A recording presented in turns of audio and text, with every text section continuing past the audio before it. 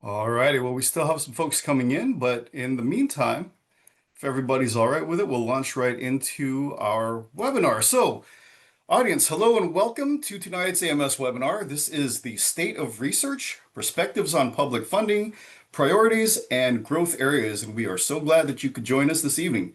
We have a fantastic panel lined up for us today. We've got Anjali Bomzai, Hal Mehring, Alan Gerard, and our moderator, Doug Hildebrand. Now, folks, before we begin, just a couple of quick notes to help things run smoothly.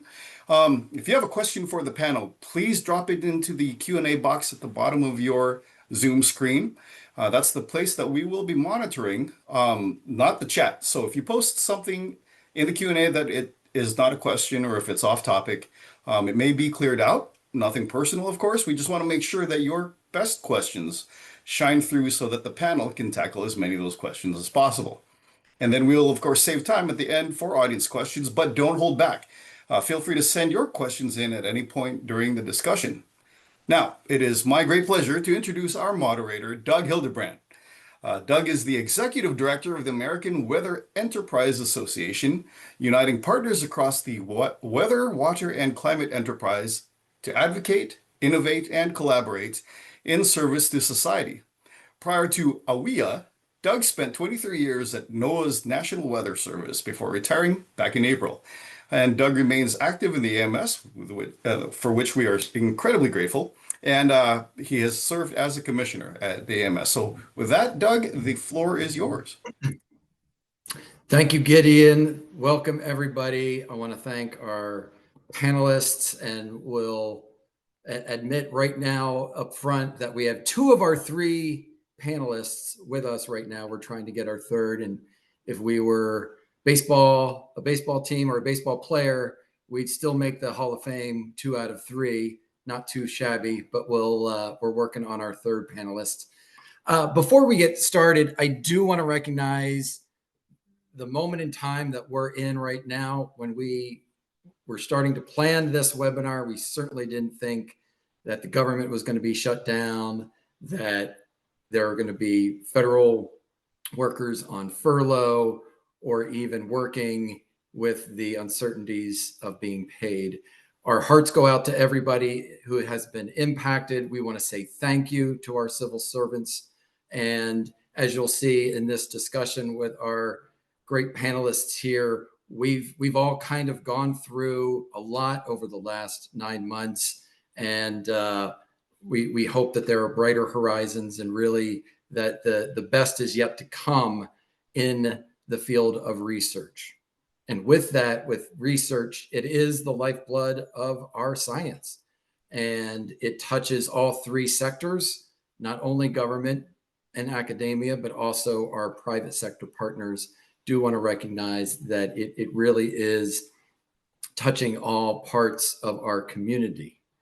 With that, I would like to introduce Dr. Anjali Bomzai and Dr. Hal Mehring from NSF and NASA, respectively. Anjali is a former AMS president from the, I don't like to say former, excuse me, Anjali, a past president of AMS, with her annual meeting in 2024, and culminating in the annual meeting just this past meeting in New Orleans. So welcome, Anjali. Thank you for your service. And then Hal, you spent 40 years in your career, 20 of which were in academia, working in and teaching in, or as a research scientist, in the University of Rhode Island, Caltech, and the University of Miami. And then, if that wasn't enough, 20 more years in NASA, retiring, as you said, Hal, normally this year after all of that time. So thank you both. Hopefully we'll get Alan Gerard in here in a little bit. It may be an issue with the time zones. But I want to kick things off, Anjali and Hal, both of you, kind of an opening remarks. Give us your perspective over the last 9 months. What have you seen? What are your emotions up and down? And and really in these webinars, we really like to put a positive slant, a positive and optimistic view moving forward. Angela, you want to start? Sure. Thank you, Doug. Yes, I would also like to echo your sentiment, first of all. As a former Fed, I really am with all my federal colleagues who are either furloughed or even if they're not, but they're, in such a period of uncertainty. So you have my full support and hoping for a good and happy conclusion to the situation we're in.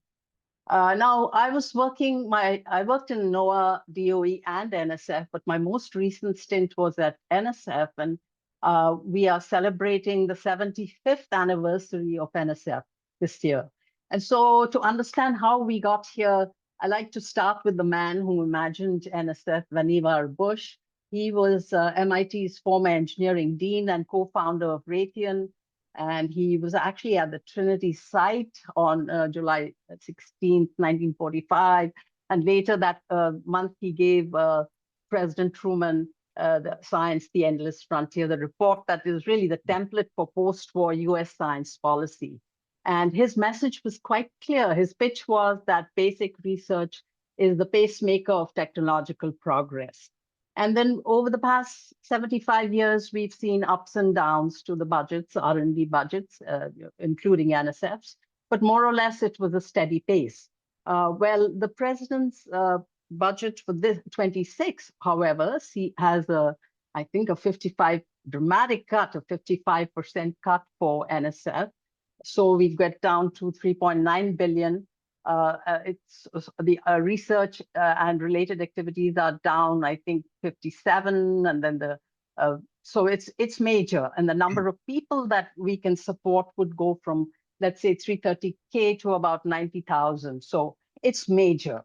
Now, of course, we are waiting to see how Congress enacts the White House's 26 request. But if it should pass, the contraction accelerates quite a bit for science and science infrastructure in the country. And so it's a somber moment, I would characterize it. Having said that, I hope later in the discussion, I will look at some more optimistic view of what things are priorities and what where we might serve our, community through keeping a focus on certain things that will probably increase in investment. Over. Thank you, Angeli. Hal? And you are on mute, my friend. Okay, how about now? Perfect. Good. I'll try not to repeat the points that Angeli made so well. I spent 20 years at NASA headquarters, and as far as NASA science goes, it used to be about a $5 billion enterprise, and it included space science and earth science. And inside earth science, we had sort of four areas: technology development, the research and analysis, the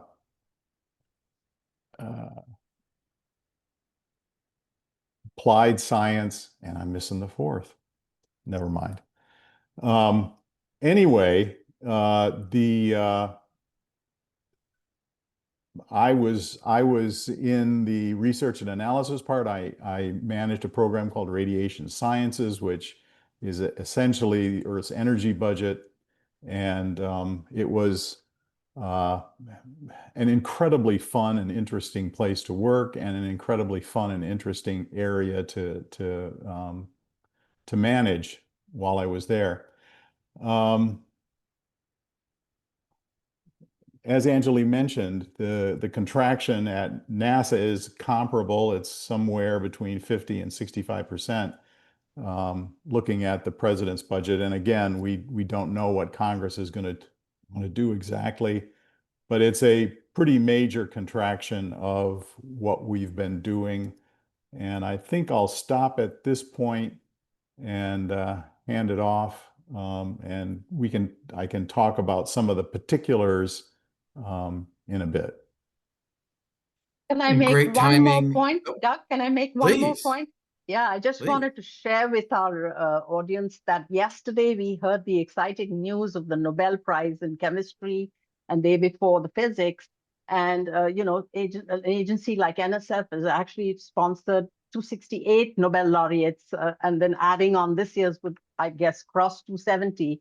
But the interesting thing is that the Nobel laureate for chemistry, Omar Yagi from UCal Berkeley, mentioned that he got his first grants from NSF and DOE, and they were high risk. So, and what he's doing is pioneering some reticular chemistry. It's for the development of certain kinds of compounds that will actually have applications in water harvesting and clean energy. So, you've got to have the core foundational research. And I encourage everybody to check out the YouTube video that UCal Berkeley had yesterday, because it explains his work, and he also acknowledges the federal funding that got him to where he is. Over. Thank you, Angela. That's fantastic to highlight here. So with our third panelist, we are now batting 1,000. I just want to recognize that. Alan Gerard, 35 years in NOAA, retired in April, right, Alan? Can you hear me okay, Doug? March. We can. March. All right. A little bit before I did. Yep. And in that 35-year career, you worked two parts of NOAA at the National Severe Storms Laboratory on the OAR side, as well as one of the highlights is your being the meteorologist in charge at the WFO in Jackson, Mississippi. So again, thank you for your service. And I will do the quick calculation that with the four of us, there are over 100 years of federal service. That's nice to recognize. So again, thank you for your service. Alan, go ahead. All right. Well, first, thanks for having me. Thanks to you, Doug, and to the AMS. And apologies, I was on the wrong link. I could hear you all, but I couldn't. Apparently, you all could not see me. So thanks to Claudia, we got that sorted out, and I'm here now. So, I'll just add to what my distinguished co-panelists have already said, that in my 35 years, I've seen a lot of, priority shift as administrations shift. And I think that that's kind of a natural evolution of the way our government is supposed to work. But what I've seen in the last 9 months has been fundamentally different than anything I've seen in that previous 35-year period. And it's really, for lack of a better word, distressing to me to see, not only NOAA, but, NSF and NASA, as we've already had discussed, three federal agencies that obviously I worked for NOAA, but I've had a number of great opportunities to work with NASA and NSF colleagues over the years, and seeing the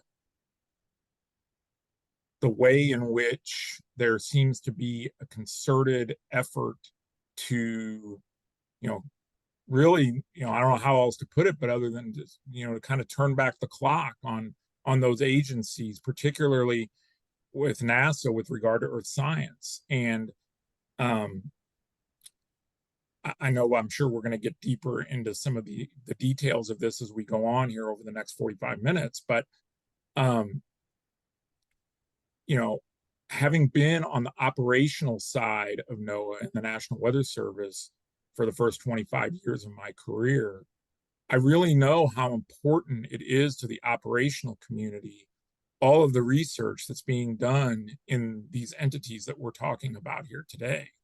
And you can't really have a viable, growing operational organization without that underpinning research being done by the various research entities, whether it's NOAA's own research entity and OAR, or the other agencies.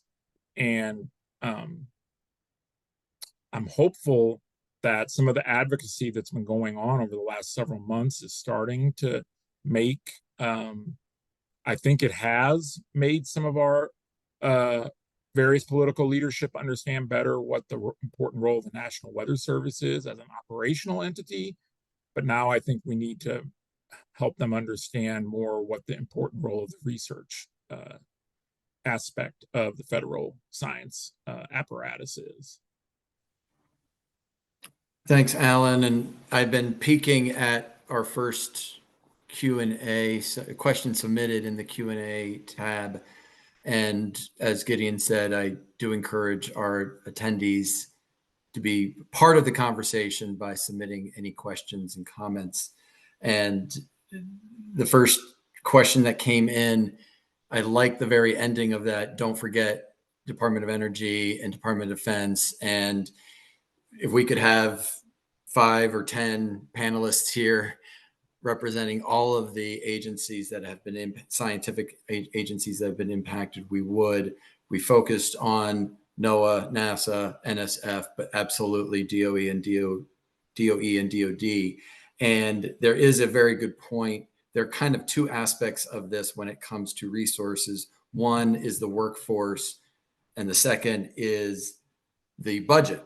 So you can't have one without the other type of thing. And if you reduce one, it has far-reaching impacts. So I want to give that perspective. I wanted to, though, go to a question I actually wrote down last, but I want to bring this up to the forefront for our 3 panelists. What would you tell any students or very early career members of AMS? What would you tell them who are either active in research or their research currently is where they want to be going in their career? They want to become a researcher in their career. What some of the advice would you give them? Angela, you want to start that one? Yes, it's challenging to give general advice, but I'll take a shot. It depends what stage in your career you are, and if you are, deciding whether to enter this field, I would say that it is so important. The value of the work that you do will be so important that you shouldn't let small ups and I shouldn't use the word small, but you shouldn't let the smaller, shorter time variability impact your major decision. You should think about it as a marathon, not a 100-meter sprint. So that's choosing. Now, if you've finished your graduate work and you're looking for a job, yes, the jobs in the federal sector have pretty much dried up. I think the Weather Service is rehiring, and Alan can speak to the numbers there. But earlier this year, there were a lot of probationary employees were given the pink slip, and most of them were early career, I would guess. So all that, there's a little bit of chaos in the system. So it's a difficult market to kind of get your foot in. And so I would say that you should be looking at opportunities overseas or in the foundations, or be flexible. Don't just be it can be step 1, and your step 2 might the thing that you really wanted to do. If having a federal job was the thing that you really wanted, so you might need to wait till you get there for a bit. But coming back to your earlier question on that Bob Grossman has put, yes, the impact of the terminated grants. We have, I think, as of October, there are about 1,700 terminated awards, and about 1.4 billion less has been pulled back, and that's quite unprecedented.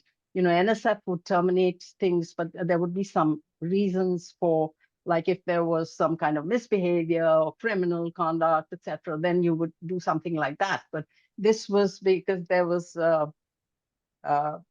it wasn't conforming to the administration priorities. So I think the DEI has also taken a slam, and there was also the grants that were working on misinformation were also terminated because it was deemed that they were against the First Amendment. Long and short is that the early career and the next generation pipeline is getting, bearing the brunt of all this. But I would say that just take a deep breath and, strategize for a little bit longer time scale than you getting what you want immediately. Over. How? Sure. The Anjali gave a nice overview of it, and I'll speak particularly about NASA. We've seen a significant loss of personnel, and a lot of those people are very key to NASA's activities. We've seen a lot of loss of corporate knowledge and a lot of loss in technical knowledge, and I use the word technical intentionally, and it's both science and engineering. And I'll just pick out one example. Developing algorithms for data retrieval from satellite data is not something that there are many college courses in. These are the sort of things you learn from people who've done it before, and you kind of get thrown into the deep end of the pool. And those people that have been mentors are, unfortunately, a goodly number of them are no longer in NASA. And so that's going to be an issue. But having said that, as Anjali mentioned, if you're very early in your education or thinking about science, things will change. The pendulum will probably swing a little bit back, at least. And agencies, and NASA in particular, are going to need people, need very capable, well-trained people to do the important and difficult work. And so the skies are cloudy now, if to use a meteorological metaphor, but I think there is cause for some optimism if you look far enough down the road. Great, thank you. Alan. Well, it's funny. I was doing an interview this afternoon with a magazine reporter ahead of this webinar, and they essentially asked me that question that you posed to us, Doug. And I guess my advice to an early career professional right now in our field would be, I think when I started as a federal employee 35 years ago, federal employment was pretty stable. And I think you went into it with the idea that unless you had some reason that you were going to leave federal service, there was a pretty good chance that when you started, if you wanted to, and you dedicated your career to public service, you could finish as a federal employee. I think that's part of what we've lost in the last several months, is that's, and I mean, obviously, employment of any type shouldn't be automatic. I mean, I'm not talking about, obviously if you're not doing your job, you shouldn't continue to have a job, but for those who are really doing true public service and doing great science, I think there was always the underlying, kind of agreement that if you were doing great science and great work and contributing, that you would have a place, as a federal scientist once you got on board. And I think that regardless of your, career goals, I think you have to go into things a little more flexibly now than we did 35 years ago. And some people might say that's a good thing, and maybe to some extent it is. But I think the point I made to the reporter I was talking to earlier today is that I think most meteorologists go into this field with the idea that they're going to be a public contributing to, making society better, whether they're in a public service job or a private sector job.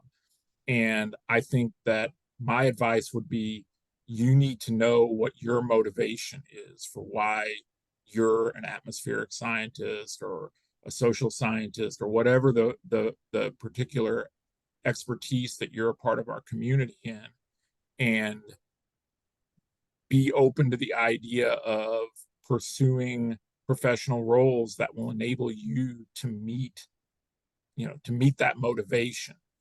That may start out in the public sector, and as the public sector itself evolves, and perhaps non-governmental organizations or private sector organizations step in to fill some of the roles, if we have a shrinking public sector, you should be open to those opportunities, because I think really what you want to be focused on is what your motivation is and what you feel like you can contribute to the science and to to improving society with your science, and and follow your instincts on how you can meet those goals. All good points. I want to touch on one aspect of it, and that how you mentioned mentors, and my little contribution to answering the question is, during these times, I think there are some nice to haves that are now must haves for students in early career with the challenges that they face. And one of them would be to seek out and develop mentors.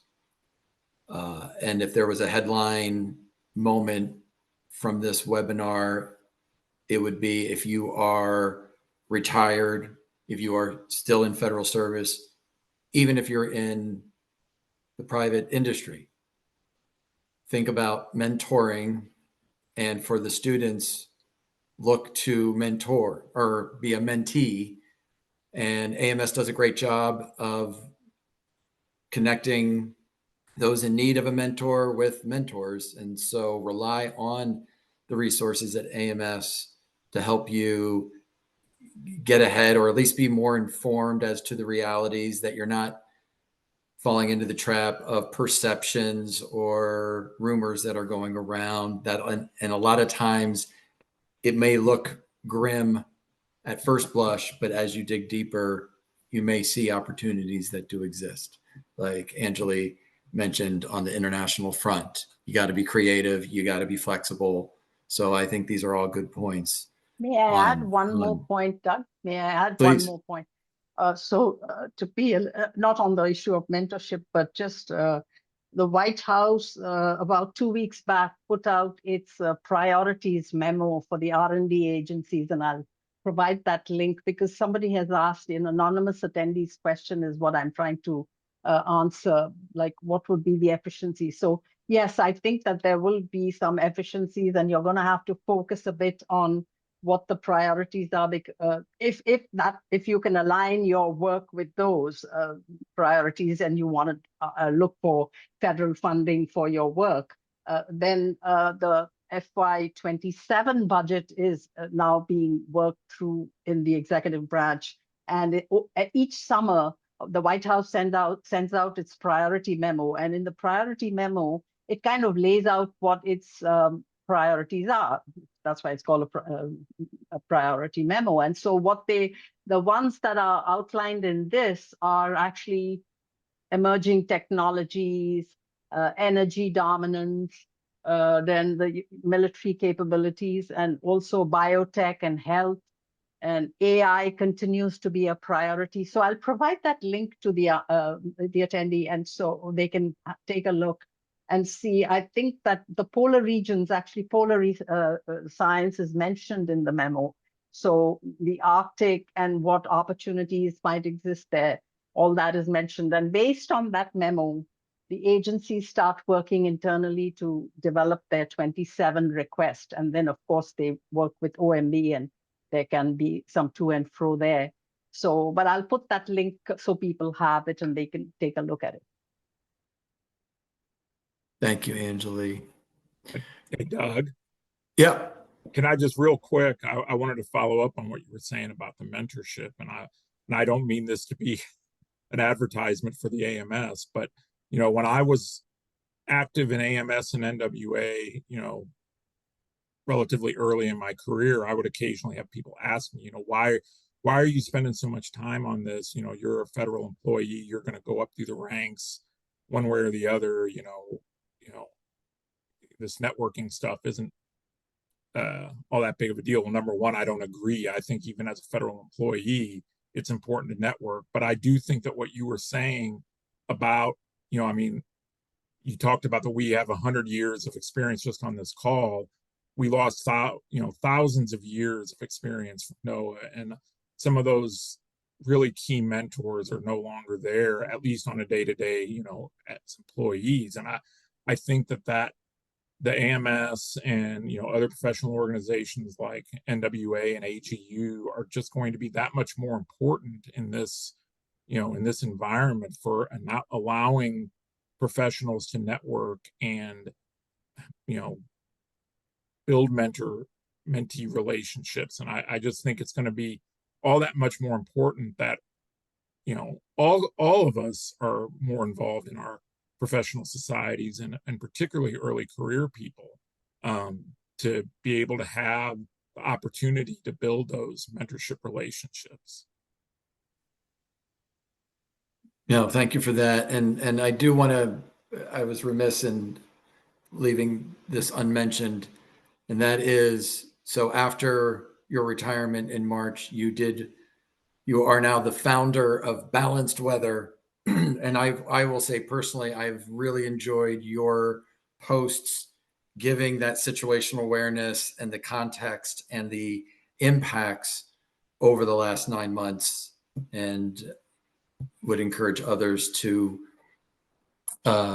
explore a little bit on Balanced Weather. So thank you for that. And I do want to get to that first question here on the Q&A. And Anjali, thanks for taking the anonymous one. And it's nice when our audience gives a question that I have written down myself from this week, and it's related to research to operations. I think in a healthy, vibrant, robust budget environment, R2O is challenging. And even more so now when there are cuts and there's budgets under strain. What are your thoughts, if any, on what our state of R2O is? Do we need to do a better job as a community to align the research priorities with operational priorities? And I know there's a nuance of basic weather or basic science, basic research, and applied research. But do you have any thoughts on the state of R2O within the larger context of research? And I'll leave the floor open to whoever wants to jump in first. Of course, for R2O is a huge effort. So there's one for the weather, which is the Weather Service, and so I yield Alan to address that, how that's working and all that. But in general, how do the fruits of basic research translate to the people who really pay for that research, the taxpayers? And so that's the translational part. And at least, so that is why we have the mission agencies, you know, like they will take the basic research and translate it for their particular communities and stakeholders. For example, the USGS would be doing their sectoral applications. Energy would be doing its sectoral applications. NOAA, of course, does the weather and climate seasonal forecasts, etc. So there is a drag in the system. Of course, even with the shutdown, there's some mention of the SBIR, and I think, yeah, all the new SBIRs won't be initiated given the shutdown. In fact, new projects will not go through because right now things have just stalled in all the agencies, DOE, NSF, NASA. So there is this drag on. It's already a valley of death, and you have to overcome a whole bunch of issues and challenges to get it to applications, and we don't need this kind of additional drag. So sometimes I think of it as cascading impacts that we've been facing here. It's one thing over the other, the shutdown. So I'm really hoping that it opens. But yeah, SBIR, I think it's no new SBIR is being done under the right now, and that's the place where it actually finds the research results find their way into the marketplace. I'll also like to say that for the first time in over 3 decades, I think, NSF instituted a new directorate, Technology, Innovation, and Partnership, and that was the TIP directorate, and it was called for in the CHIPS and Science Act of 2022. So it's the one to kind of push translational research. And so they're doing a lot of partnerships with the private sector, philanthropy, to make us more accountable, make the researchers more accountable to their paymasters, if you can look at it that way. Hal or Alan? Yeah, let me talk about that. Yeah, Doug, you're absolutely right. Research to operations is difficult in the best of times. That's because we're all busy doing the stuff we have been doing and trying to do it well, and budgets are constrained. And the situation now, I don't have a word strong enough to talk about how constrained the budgets are. But we have had some really spectacular successes, and one example would be the handing off of the imager data that NASA got from the MODIS instruments to NOAA, which built follow-on instruments called VIIRS, and all of the technology, the hardware, the software, the retrieval algorithms, that all got handed off and enabled NOAA to do stuff so much quicker than they would if they'd started from scratch. So that's a really impressive success. On the not so successful side, NASA had a couple of really successful small satellites called Calypso and CloudSat. These are, Calypso was a downward-looking aerosol and cloud LiDAR, and CloudSat is a downward-looking cloud radar.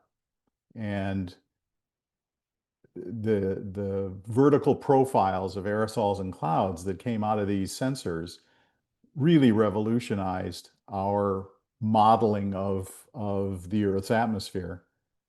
And there just isn't enough resources for NOAA to take advantage of what NASA has sort of queued up as a really good sensor that would very much enhance our understanding of weather and improve forecasting.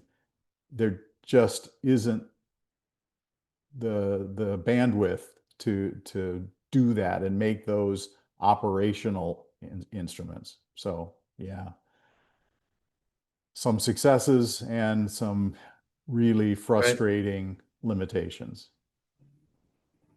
Alan? Yeah, I mean, Anjali and Hal both said it, and as you intro, Doug, I mean, R2O is difficult in the best of times. And if you constrain budgets the way we are right now, I think you it's all part of the challenge for R2O is that the O side of that is naturally the most focused on day-to-day operations because that's what they're getting paid for. That's what they're getting funded for. And if you constrain their resources, to the point where they're just focused, where they really can't do anything but focus on how to maintain day-to-day operations, I think that that really enhances the challenge of research to operations. And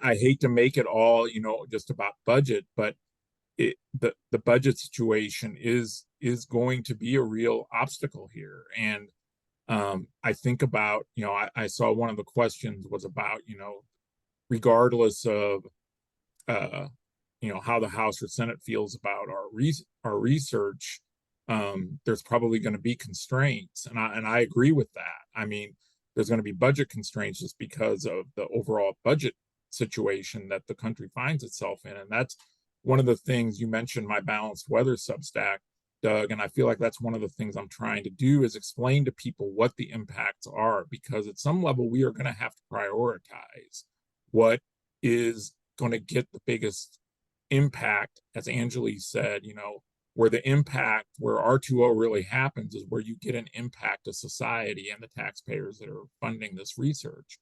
So we're going to have to really, I think, among the organizations that make up the federal, research and science apparatus, we're really going to have to start, not that we weren't prioritizing already, but I think that we're really going to have to try to do more of these cost benefit analyses to be able to understand what are we really going to get out of implementing this research, and is this something that the operational community should be focusing their limited resources on.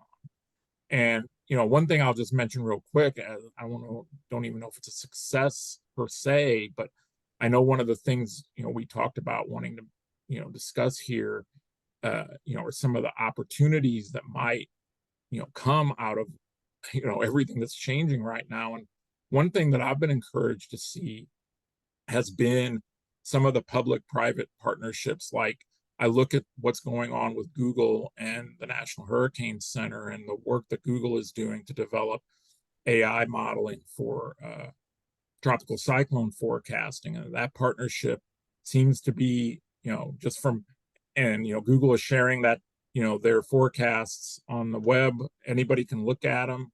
And I think that, those kind of partnerships have been, kind of becoming more common in the last several years, but I think those are the kind of things that we're really going to have to leverage to get things into operations more quickly, and also to get benefits more quickly to end users.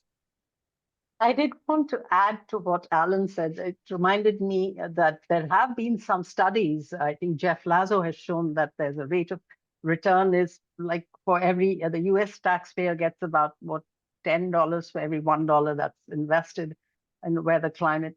And the federal, it's all on your apps on your iPhone.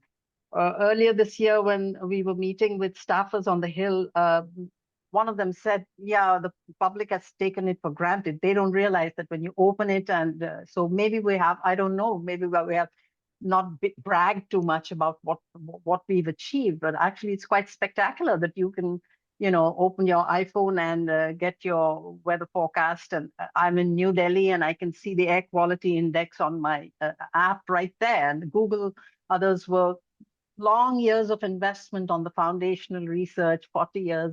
I think NSF could take some credit for Google finally finding it. So there's this R2O in those kind of applications as well. And we take it for granted. We don't brag about it, but actually it's not bad. So it's not as dismal as we might be, we want to do better. Right. Of course we want to do better.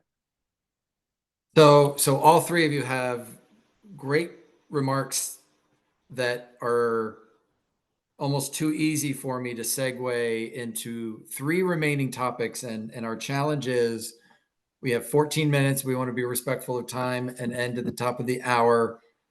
I do love this question on, so the three topics are going to be public, pulling on the thread a little bit more on the public-private partnerships and where can the private sector and NGOs and foundations, where can there be a collaboration? Where can they pick up some things that maybe are to be cut, but not lost?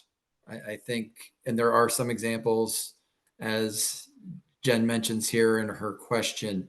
So first topic is, do you have any more comments on how industry can work with the public sector?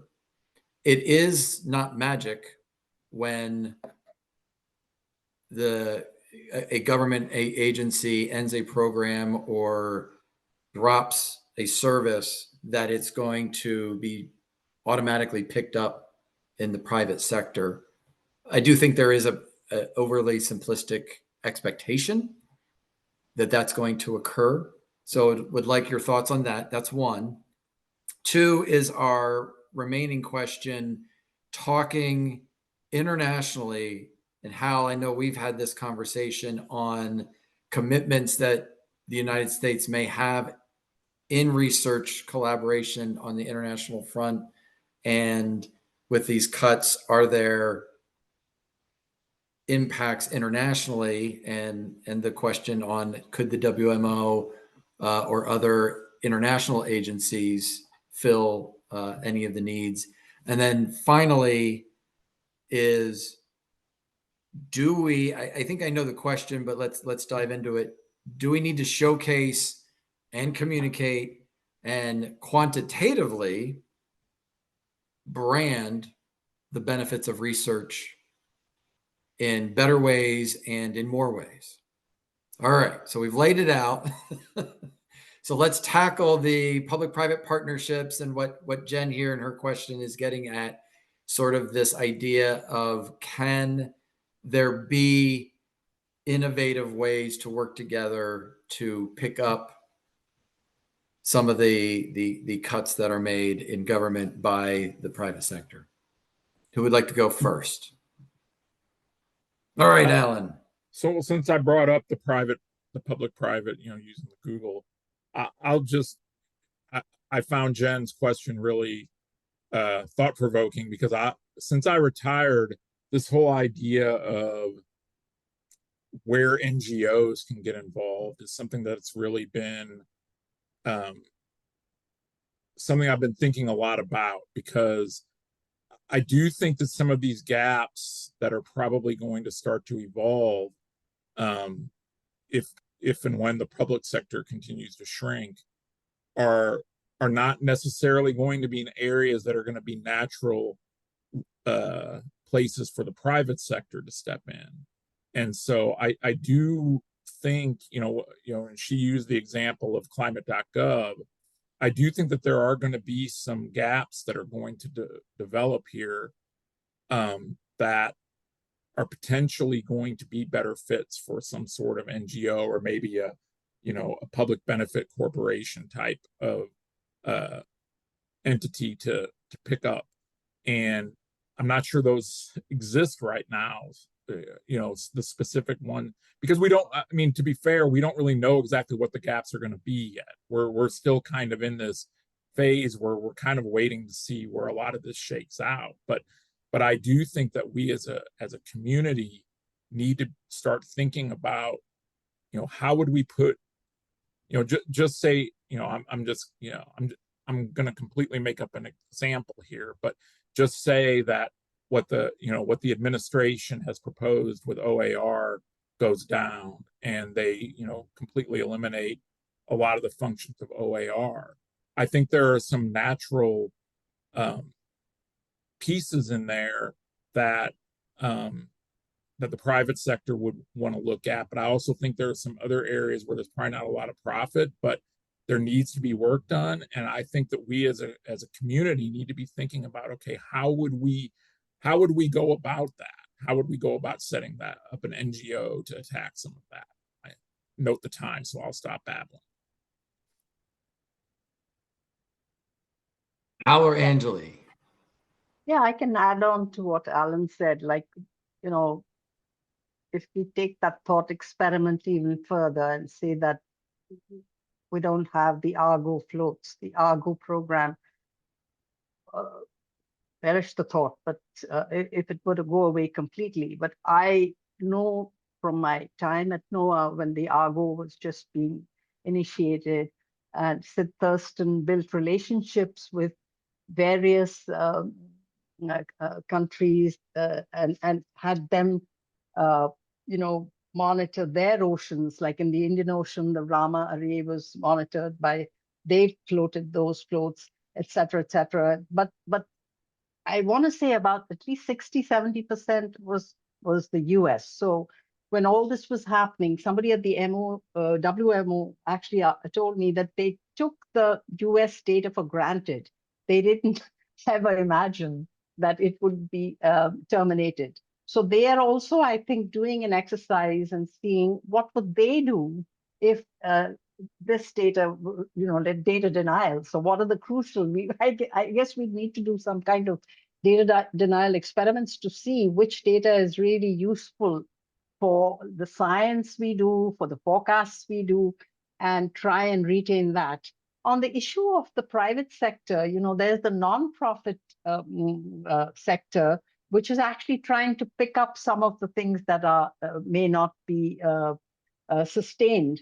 But regarding the larger private who may do their own forecasts, well, they would likely sell their forecasts, right? And so the government provides the forecasts free for everybody.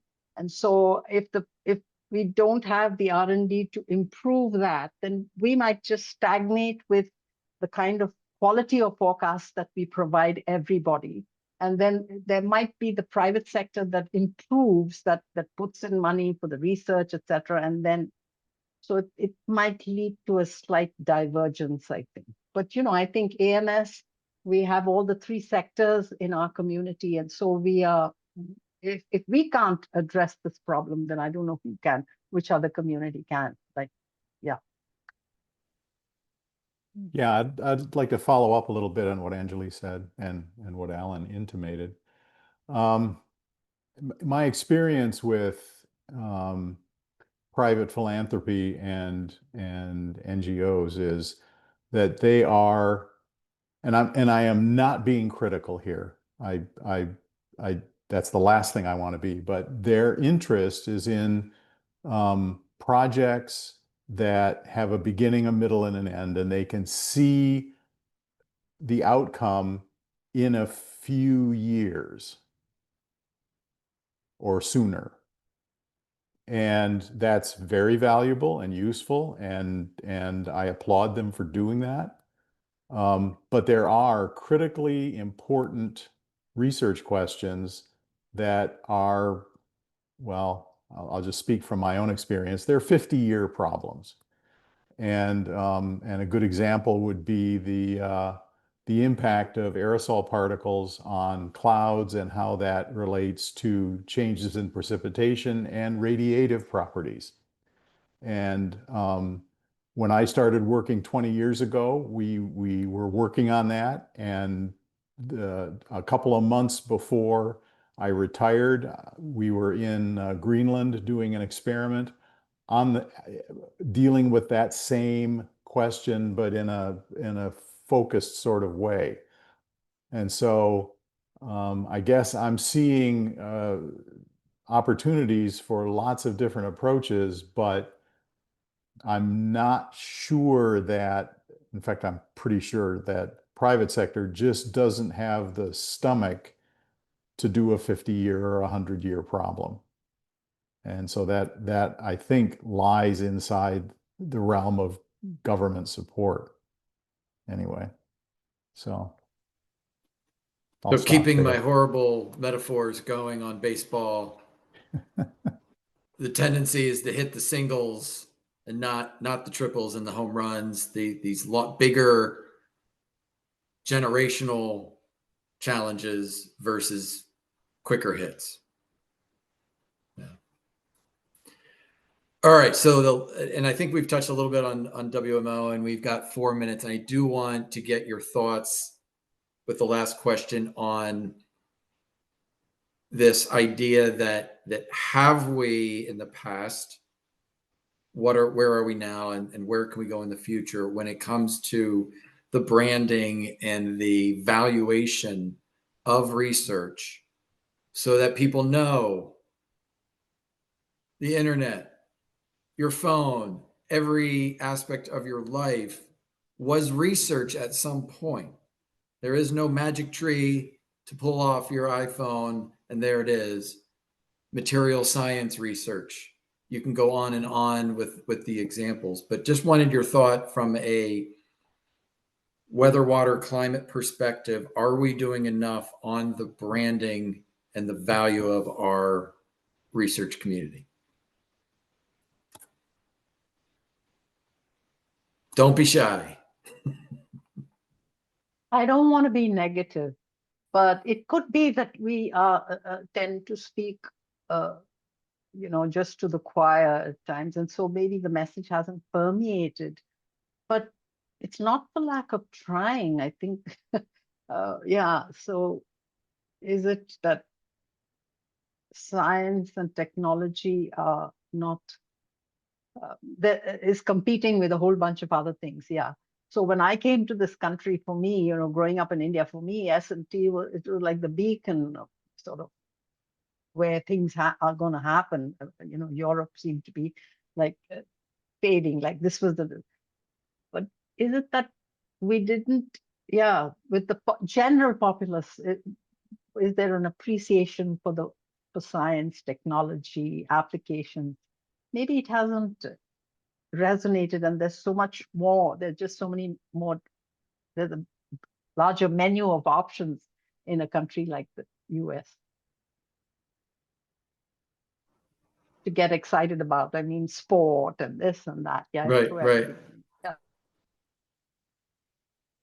Alan Yeah. or Hal? I'll just say, for just speaking specifically about the meteorological community, I almost think that in some ways we're a victim of our own success. It's like, I think Angelique said, you can pick up your phone and, immediately get all the weather information you need off of it. And I think because of that, it's like you said, Doug, people don't understand what the underlying decades of research that's gone on to get us to that point. And I've said before that the more I've learned about numerical weather prediction, the more I feel like we should have made sure that somehow, some way, someone along the line got a Nobel Prize for it, because it's probably deserving of a Nobel Prize, and it would help people to understand just how incredible it is that we can predict the future in the ways that we can now, and all of the satellite and radar and observational infrastructure that goes into that.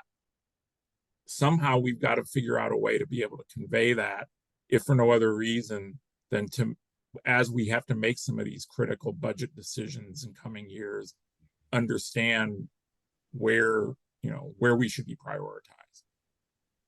Well stated, and an incredible human achievement kind of goes under the radar with a horrible pun again. Hal, last words. All right. Well, I'll just say, um,